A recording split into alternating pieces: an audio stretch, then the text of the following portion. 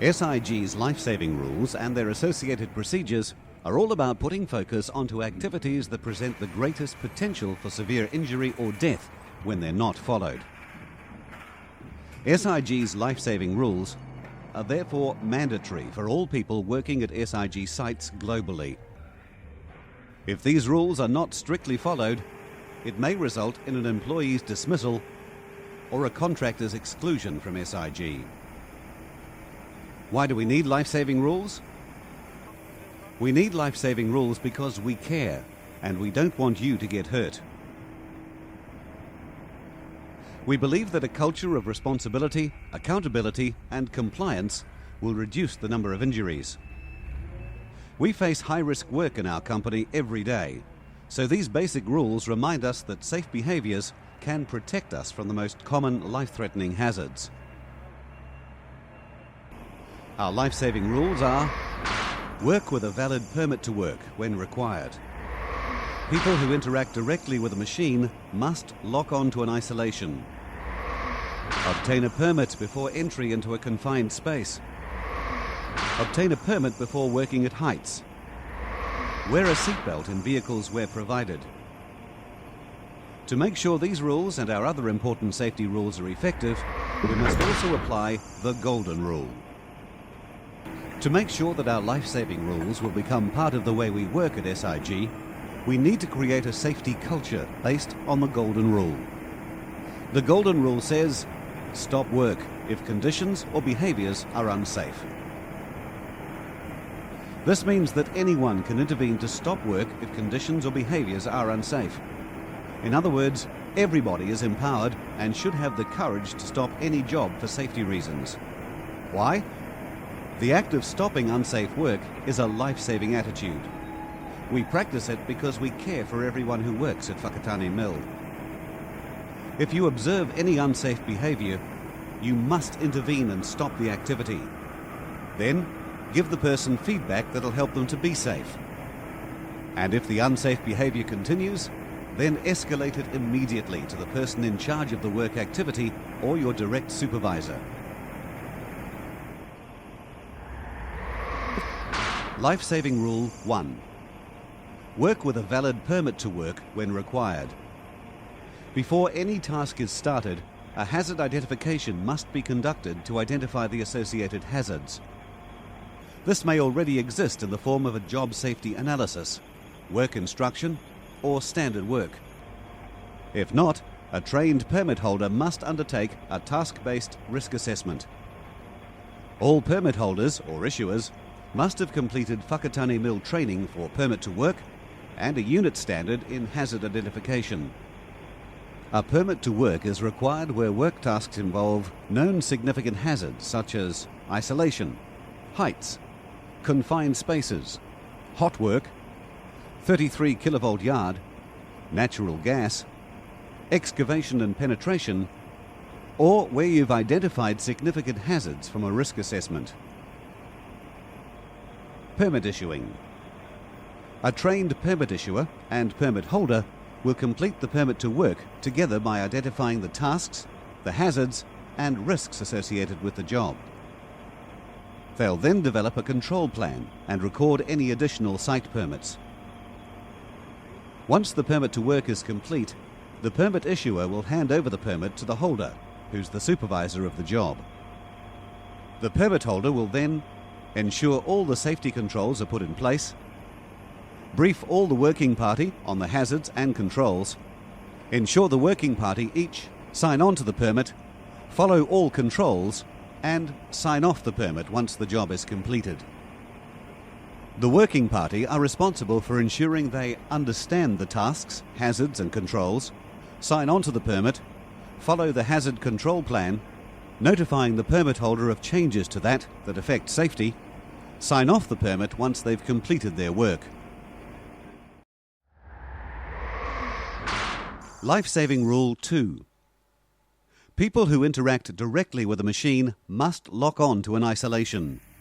When people need to interact directly with a machine and there's a risk it'll start or move, an isolation is required before anyone can enter the hazard zone. Plant isolation is about achieving a zero energy state through both physical isolation, lockout and behavioral controls, tag out and test out. What is zero energy?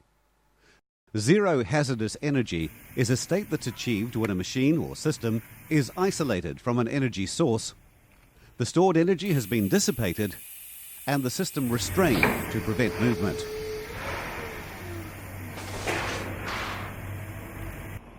Before entering a hazard zone, all people must sign on to the relevant permit to work, understand the hazards and controls, and join the relevant group isolation lockbox. If the person is trained as a Whakatane mill isolation user, they may apply a personal isolation to the plant. Lockboxes. When establishing an isolation for a group of people, a trained isolation supervisor will identify where isolations need to be applied, apply the isolations and lock them, lock all keys, cards and listings in a lockbox. A trained permit holder is responsible for explaining all the hazards associated with the job and what isolations have been applied.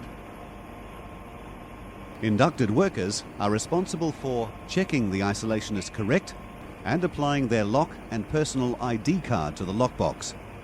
At the completion of the job or before leaving the site, you must remove your lock and card from the lockbox. Where people don't strictly follow this process, they run the risk of a serious harm injury or death, a long-term disability, dismissal from the company, or banning from the site. Personal isolation. To be able to apply personal hold cards to points of isolation, you must first complete Whakatane mill training and assessment as an isolation user. If you've not done this training, you'll need a trained isolation supervisor to establish a lockbox for you to lock onto before starting the job. Out-of-order cards. An out-of-order card is used to protect plant from damage by operation when it's out of service or unsafe to operate. An out-of-order card is not a personal isolation. If you need to remove an out-of-order card, a trained isolation user will arrange this for you.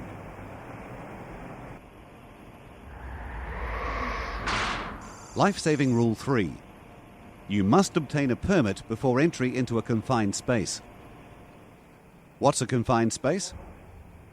Confined spaces are enclosed or partially enclosed spaces that are not intended for human occupancy, within which there's also the risk of any of the following: an oxygen level outside the safe range, dangerous airborne contaminants, flammable airborne contaminants, or engulfment that may cause suffocation or drowning.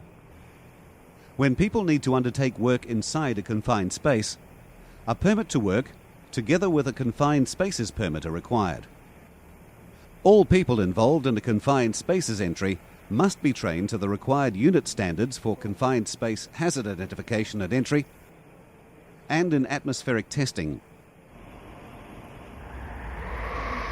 Life Saving Rule 4. You must obtain a permit before working at heights. Work at heights is all activity or access made to a height of 1.8 metres or more, not from a permanent work platform, where there's the potential for a person to fall to the ground. When people need to undertake work at heights, a permit to work, together with a working at heights permit, are required. All people involved in work at heights must be trained to a prescribed series of unit standards.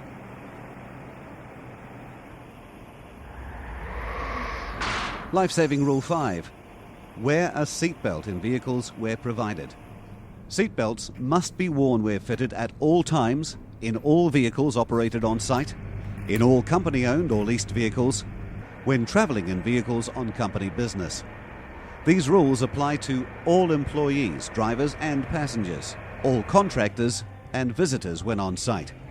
Unrestrained people in vehicles are at risk of serious injury or death when a vehicle is involved in a collision.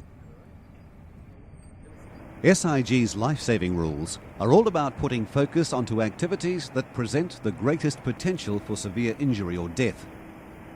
SIG's life-saving rules are mandatory for all people working at SIG sites. If these rules are not strictly followed, it may result in serious injury or death, an employee's dismissal, or a contractor's exclusion from SIG. And remember, it's critical that you are empowered to stop work if conditions or behaviours are unsafe, because you take care.